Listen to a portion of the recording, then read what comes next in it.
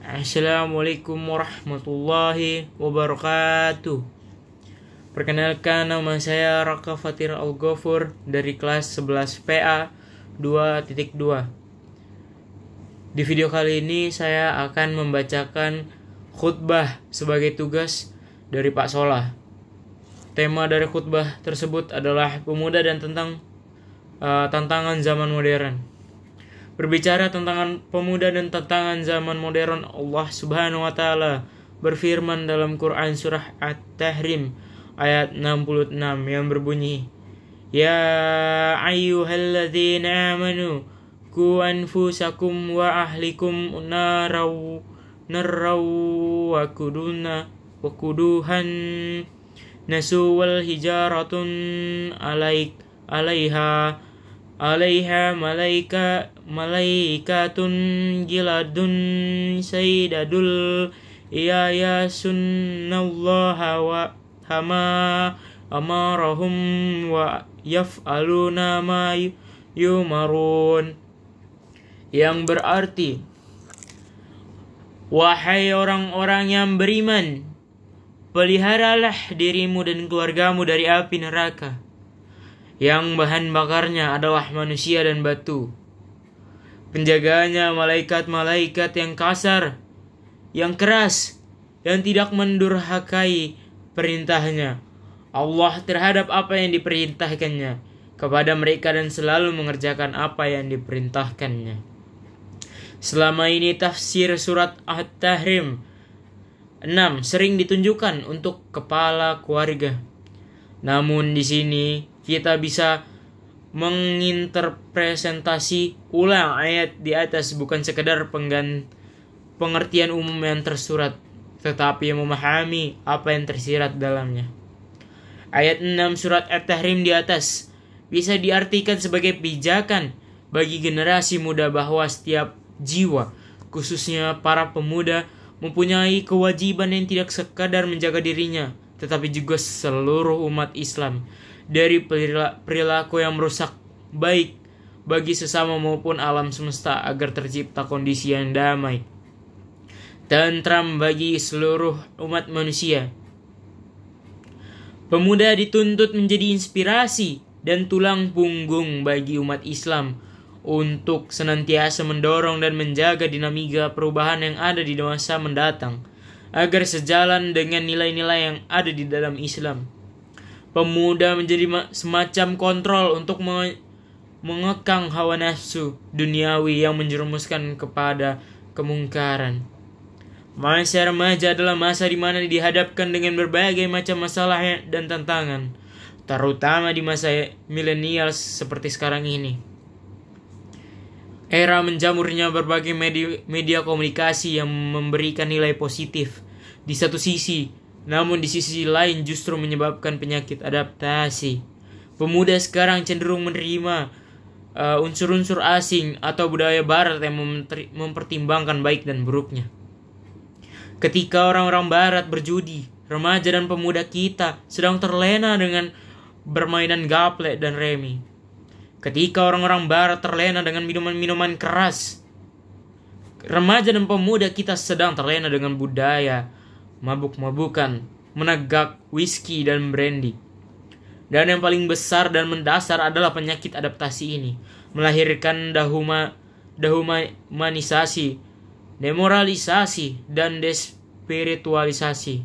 Akibatnya manusia memiliki hidup bebas, beringas, keras, ganas, bahkan lebih ganas daripada binatang buas. Sulitnya menjadi remaja yang hidup di masa modern seperti ini. Ketika rajin sholat ke masjid, maka dianggap punya hutang yang melilit. Ketika kita datang ke pengajian, dianggap cuma mau pamer berlian. Ada ulama lewat, mau salim dibilang so alim. Berpenampilan rapi pakai sorban, gamis, justru dianggap teroris. Sehingga banyak pemuda yang menang gengsinya daripada mengikuti syariat agamanya. Allah Subhanahu wa taala berfirman dalam Quran surah An-Nafl ayat 24.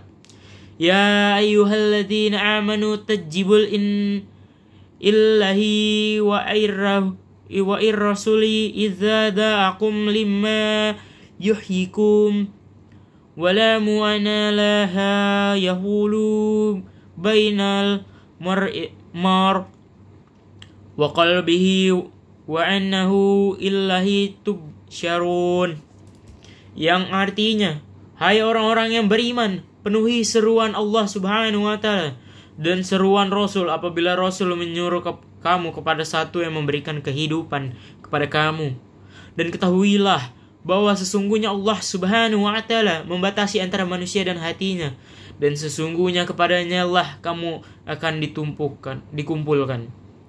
Berdasarkan ayat di atas, maka kita dapat memahami bahwa dalam membangun remaja dan pemuda, hendaknya kita dapat membatasi antara manusia dengan hatinya. Namun, seperti apakah membatasi manusia dengan hatinya? Syekh Asmarkandi mengatakan bahwa kitab Tafsir Bahr al-Ulum, bahwa yang dimaksud dengan yahulu bainal mar'i wal qabilihi adalah membatasi antara orang mukmin dengan kemaksiatannya, yang mengarahkan dan mendekatkan dengan api neraka, dan membatasi orang kafir dengan kenyataan yang mendekatkannya dengan surga. Masalah mendasar bagi berdampaknya umat besar yang dihadapi oleh pemuda di zaman modern ini, pertama adalah style. Dari mulai fashion style, bahkan sampai dengan kepada lifestyle. Pemuda sekarang berlomba-lomba mengikuti budaya asing supaya bisa mendapatkan predikat anak hits. Rambutnya warna pelangi, wajahnya ditindik-tindik, sana ditindik sini. Baju ketat berkombinasi rok mini, sepatunya tinggi pakai hak 17 cm.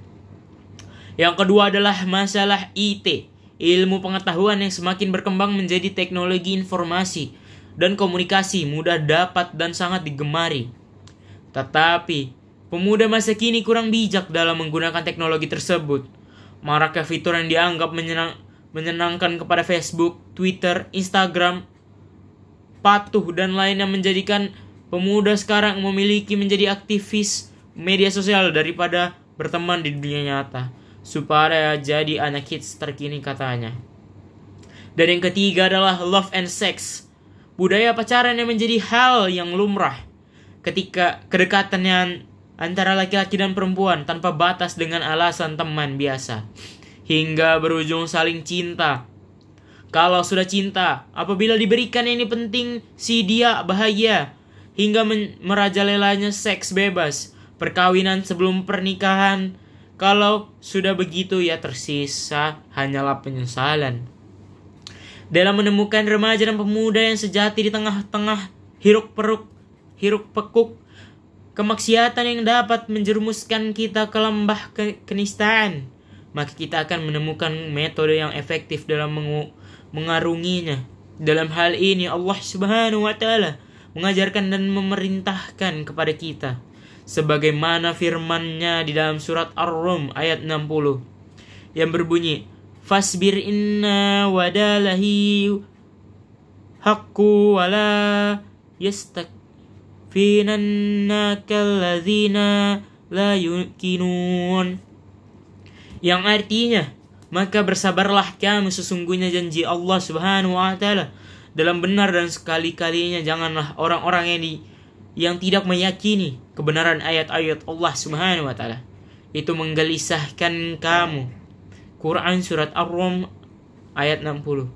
Berdasarkan ayat tersebut, kita diperintahkan untuk bersabar terhadap apa yang diperintahkan oleh Allah Subhanahu wa taala dan terhadap apa yang dipanjatkan Allah Subhanahu wa taala, meskipun kita dapat banyak yang membengkang.